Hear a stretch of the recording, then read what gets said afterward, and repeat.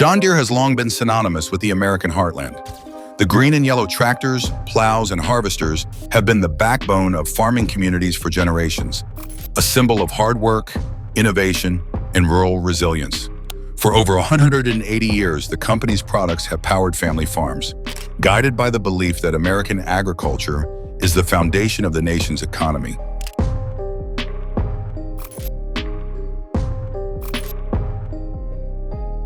However, a seismic shift has rattled the company's legacy, forcing John Deere to confront an uncomfortable reality. What was once a trusted partner to farmers is now a source of economic distress.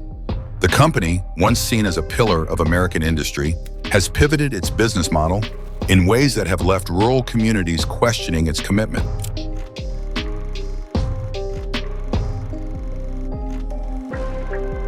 The layoffs and restructuring, once unthinkable for a brand so deeply rooted in American soil, have left many to wonder, can John Deere ever regain its former glory? As the company moves into new territories, the foundation of John Deere's identity, rooted in American soil and steel, begins to show signs of fracture. A legacy rooted in soil and steel.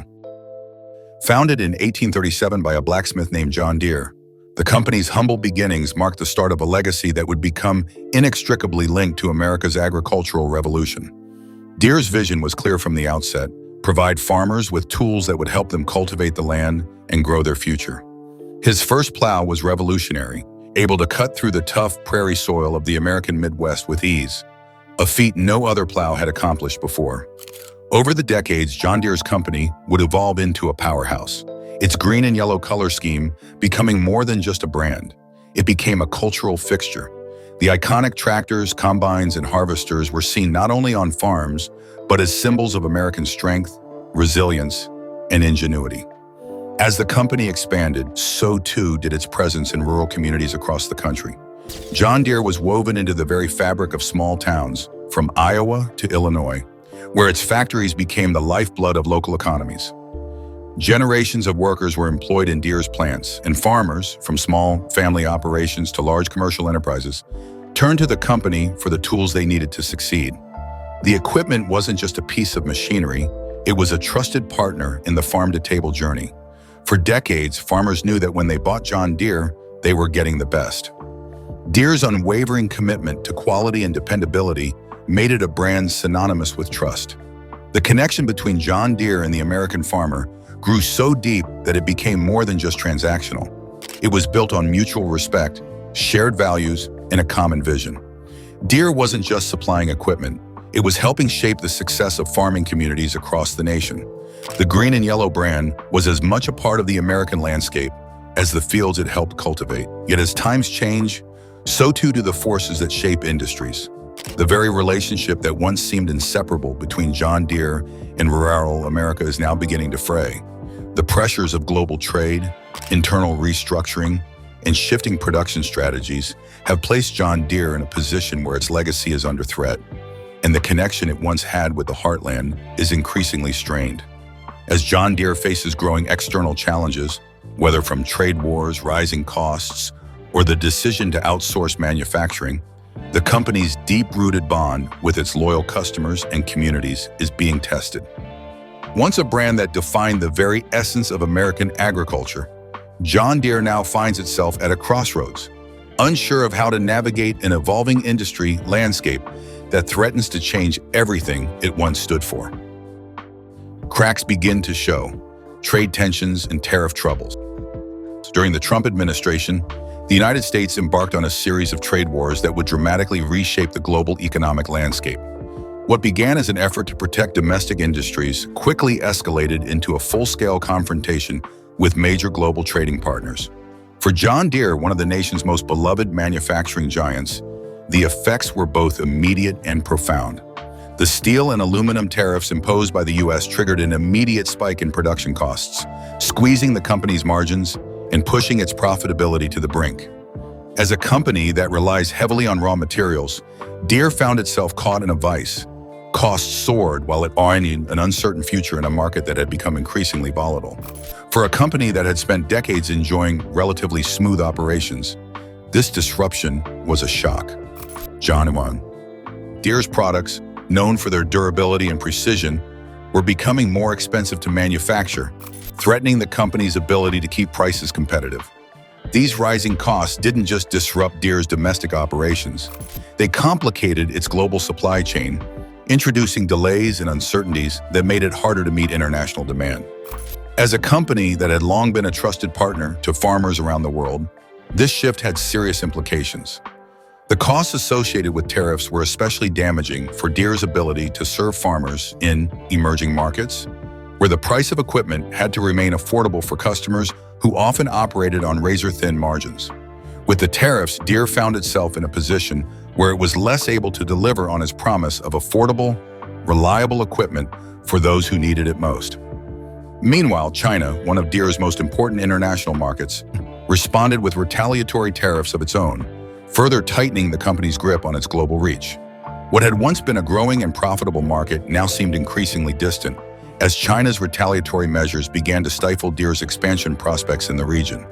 The company, long accustomed to thriving in a globalized economy, was now facing a new reality where uncertainty loomed large. For a brand that had been built on trust and reliability, the impact of these tariffs was far-reaching.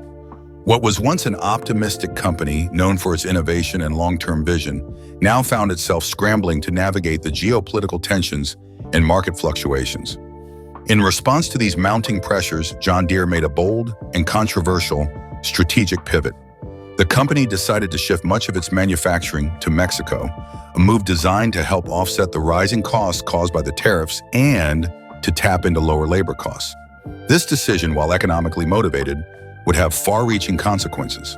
While it made sense from a cost perspective, it came at the expense of American jobs and sent shockwaves through the company's domestic manufacturing hubs. The move to Mexico was framed as a necessary step to maintain global competitiveness, but it would also mark a pivotal moment in Deere's history, a moment that would further erode the company's connection to the communities that had supported it for generations. What had once been a company deeply embedded in the heartland of America was now, in the eyes of many, looking beyond its borders for solutions to the challenges it faced. Outsourcing to Mexico, the shocking pivot. Faced with rising production costs, increasing competition, and the weight of the trade wars, John Deere made the controversial and far-reaching decision to move a significant portion of its manufacturing to Mexico. This shift, which the company framed as a competitive necessity, was seen as a way to reduce costs by taking advantage of lower labor rates and sidestepping the tariffs that had been disproportionately impacting its U.S. operations. While the decision made financial sense on paper, it came at a heavy human cost, one that would not be easily reconciled by the company's long-standing employees or the communities that had supported it for decades. For generations, John Deere had been a cornerstone of the Iowa and Illinois economies, providing thousands of jobs to the people who worked in its factories. These workers were not just employees, they were part of the very fabric of the local communities. Fathers and sons, mothers and daughters had spent their entire careers at Deere, taking pride in the work they did and the brand they represented. They had seen Deere grow from a small, innovative company into a global powerhouse, and in return, Deere had supported their families and livelihoods. The idea that the company would now turn its back on these loyal workers in favor of cheaper labor in Mexico struck at the heart of these communities. For many, it was an unthinkable betrayal. These layoffs were not just abstract statistics, they were personal. They were families losing their primary source of income, communities losing their economic backbone, and generations of hard work undone in an instant. Despite the soaring profits that Deere continued to report, the decision to outsource production felt deeply out of touch with the realities of life in small-town America. As factories in Iowa and Illinois closed or downsized, the economic ripple effects became immediately apparent. Local businesses, many of which had built their livelihoods around Deere's presence, began to feel the strain. Cafes, grocery stores, and auto repair shops that had relied on the patronage of Deere employees saw business slow to a crawl. Public services, funded in part by the tax revenue generated from Deere's operations, were also hit hard. Schools, hospitals, and local governments were left scrambling to fill the gaps left by these lost revenues. What had once been vibrant towns with thriving economies now faced the unsettling reality of decline. In many ways, Deere's move to Mexico had not just shaken its workers, it had sent shockwaves through the very heart of the Midwest. The decision also revealed a deeper disconnect between John Deere's corporate leadership and the communities it had long called home. The company's shift to Mexico was framed as an economically sound decision designed to protect the business's long-term viability, but to those who had spent their lives working for Deere, it was an abandonment. In many ways, the company's historic connection to the heartland now seemed to be slipping away, replaced by a new, more globalized vision that seemed indifferent to the lives of the people who had helped build its success. This decision would not be easily forgiven, and the scars it left on these communities would last long after the factories had been moved and the profits had been reaped. Community devastation. The heartland takes the hit. For small towns in the Midwest, the fallout from John Deere's decision to outsource manufacturing was nothing short of devastating. These communities, which had long been built around the presence of the company, now found their economic foundations shaken to the core. John Deere had been more than just a major employer. It had been a pillar of support, providing thousands of jobs and contributing significantly to the local economy. Over the years, local businesses in the surrounding areas had flourished by catering to Deere's employees, from restaurants and grocery stores to service stations and construction firms. These establishments depended on the steady stream of workers and their families spending their hard-earned wages in the community. When the company decided to move much of its production overseas, that lifeblood was abruptly cut off, and the impact was felt almost immediately. Small businesses that once thrived on the purchasing power of Deere's workforce began to struggle. Retailers, service providers, and even entertainment venues saw their customer base dwindle as laid-off workers could no longer afford to spend. The ripple effect spread quickly, with shops shuttering their doors, local contractors laying off staff, and restaurants cutting back hours. It wasn't just about fewer customers. It was about an entire economic ecosystem crumbling under the weight of an industrial decision made far from the heartland.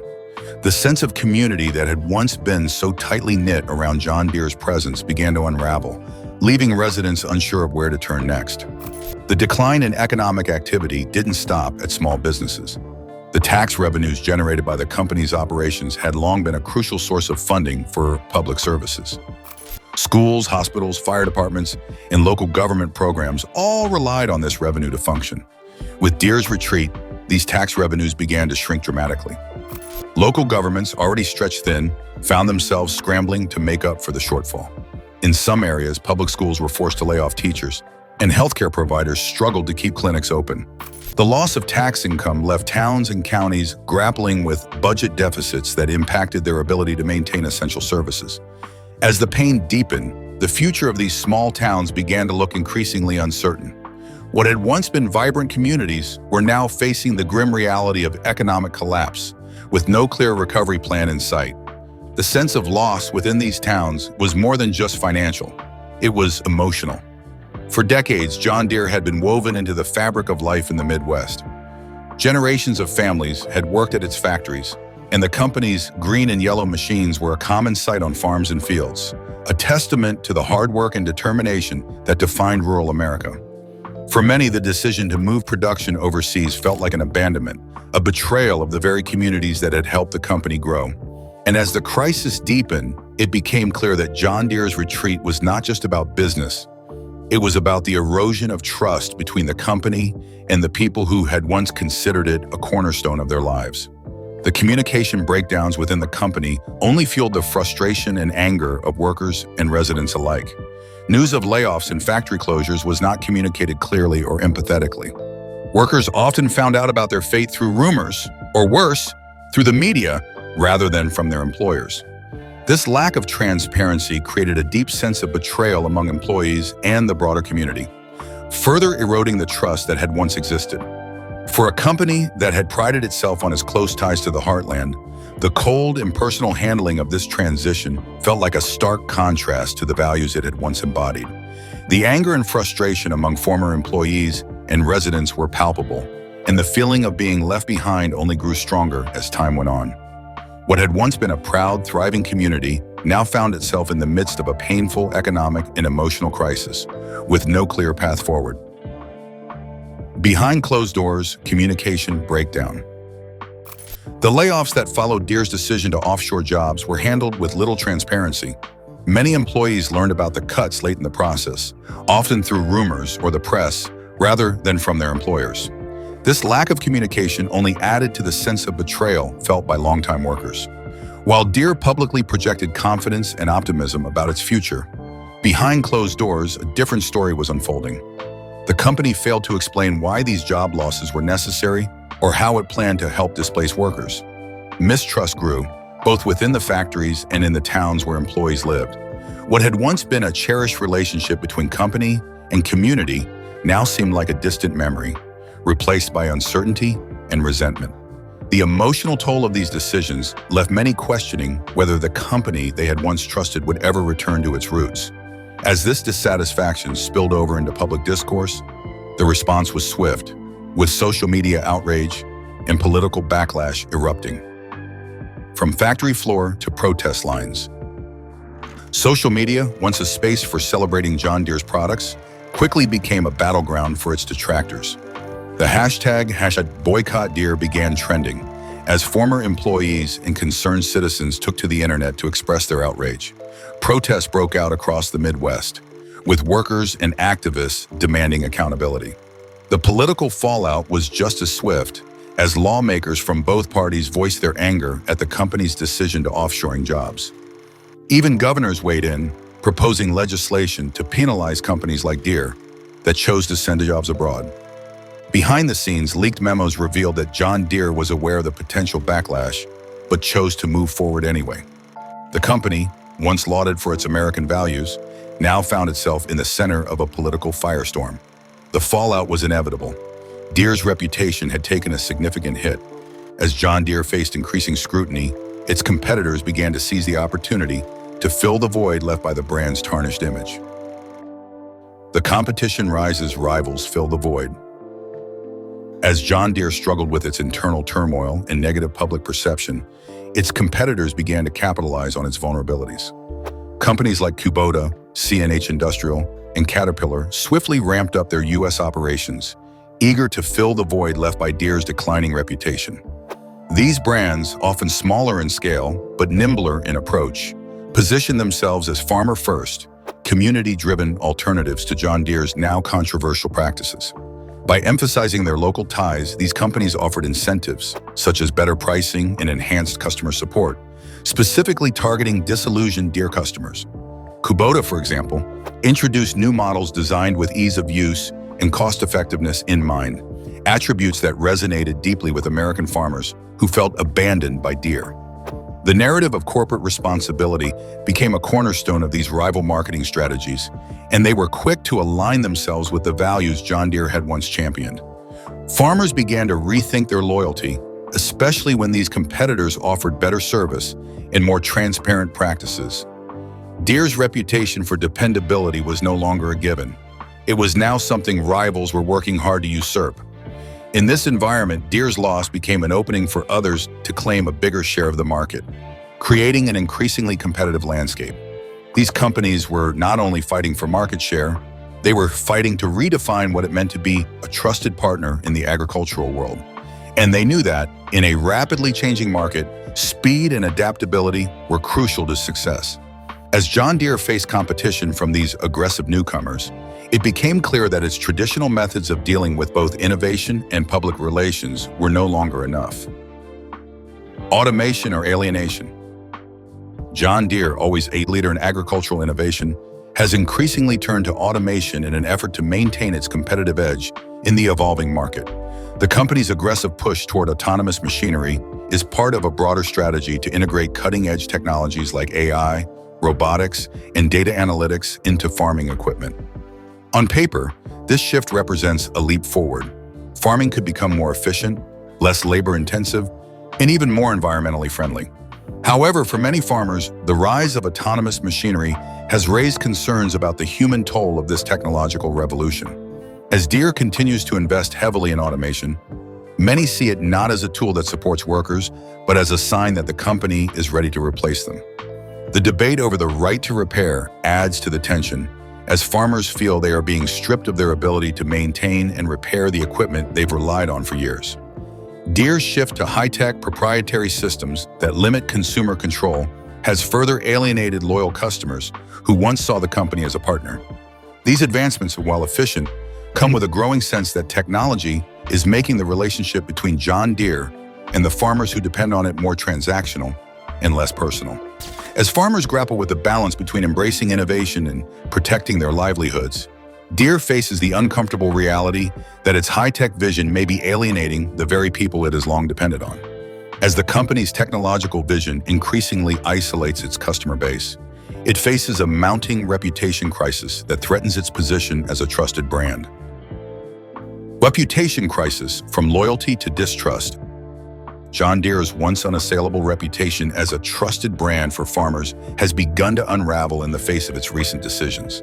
The company's pivot from community-focused values to an aggressive corporate strategy has alienated many of the customers who once considered it an essential partner in their agricultural success.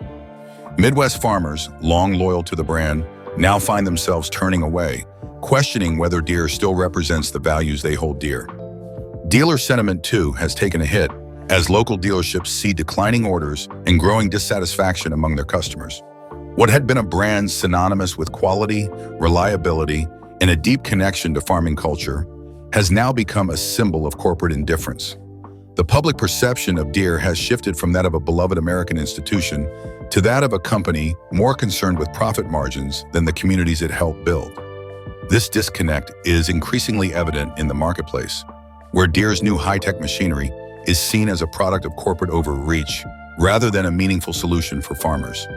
In this environment, orders are no longer a given, and the emotional bond between Deere and its customers has weakened.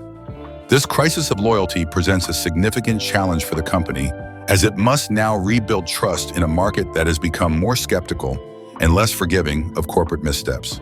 As John Deere faces a growing crisis of trust, its ability to maintain its government support is also being called into question, adding yet another layer of complexity to its troubles. Losing government support. For decades, John Deere enjoyed significant support from federal and state governments, which provided tax breaks, subsidies, and incentives aimed at fostering American industry.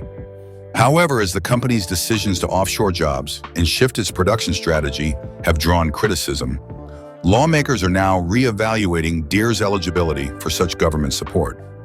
In a climate increasingly shaped by economic nationalism, the idea that a company of Deere's stature could outsource jobs while benefiting from taxpayer-funded subsidies has become politically untenable for many legislators. As scrutiny grows, federal and state lawmakers have begun pushing for policies that tie subsidies directly to domestic job retention. This shift in policy could have severe financial implications for Deere, which has long relied on government incentives to maintain its competitive edge. The growing political pressure reflects broader societal concerns about the consequences of offshoring, with voters increasingly prioritizing domestic job creation over corporate efficiency. In the face of this new reality, Deere finds itself not only combating market forces and public backlash, but also the very government support that helped fuel its rise to prominence. As public sentiment shifts toward prioritizing local jobs, the company faces increasing difficulty in justifying its strategy to the very institutions that once championed its growth. With mounting political and economic pressure, John Deere must now consider drastic measures to regain trust and rebuild its once solid foundation in both the community and the marketplace. Can Deere rebuild the barn? John Deere's future now hinges on its ability to adapt and re-engage with the communities that once saw it as a cornerstone of their livelihoods. To regain its trust, Deere must consider reshoring manufacturing, bringing production back to the U.S., and reversing some of its outsourcing decisions. This move would send a powerful message to both farmers and the public that the company is committed to revitalizing American manufacturing and supporting local jobs. Additionally, Deere could implement Farmers First loyalty programs designed to offer better customer support, discounts, and incentives to those who remain committed to the brand. A renewed focus on transparency, particularly when it comes to labor practices and the environmental impact of its machinery, could help rebuild bridges with disillusioned customers. Furthermore, restoring the right to repair and offering more control over the machinery farmers depend on would go a long way in rekindling the deep bond that once defined Deere's relationship with its clients. But these efforts will require more than just token gestures. Deere must make difficult decisions, confronting the reality that it cannot be both a global efficiency-driven company and a beloved community-first brand. The company must decide, will it prioritize global profits, or will it commit to rebuilding the loyalty that made it a symbol of American industry? As Deere faces this critical crossroads, the company must weigh its options carefully, for the future of the brand depends on the choices it makes in the coming years. The bigger picture: a new agricultural world order. The challenges John Deere faces today are emblematic of a much larger shift happening in the agricultural and manufacturing sectors. The increasing influence of global markets, the push for automation, and the rapid acceleration of technological advancements are reshaping industries that were once grounded in local communities and long-standing traditions. The rise of competitors like Kubota and Caterpillar, alongside the accelerating demand for sustainability and innovation, signals a new era for the farming equipment industry, one that may leave behind legacy players who fail to adapt. At the same time, Deere's struggles underscore the broader tensions between global efficiency and local loyalty. As companies like Deere grapple with the fallout of their decisions, they must contend with a rapidly changing marketplace, where consumers are more discerning and governments are more protective of domestic jobs. The future of John Deere, and indeed the entire agricultural sector, will depend on the ability to strike a balance between innovation and tradition, global strategy, and local responsibility. The company's next moves will likely set the tone for the entire industry as it navigates the challenges of an increasingly complex and interconnected world. The question remains, can Deere regain its place as a symbol of American industry, or will it be left behind in the race to define the future of agriculture? As the agricultural industry grapples with these seismic shifts, John Deere's fate will serve as a bellwether for the broader impact of corporate decisions on communities and economies worldwide.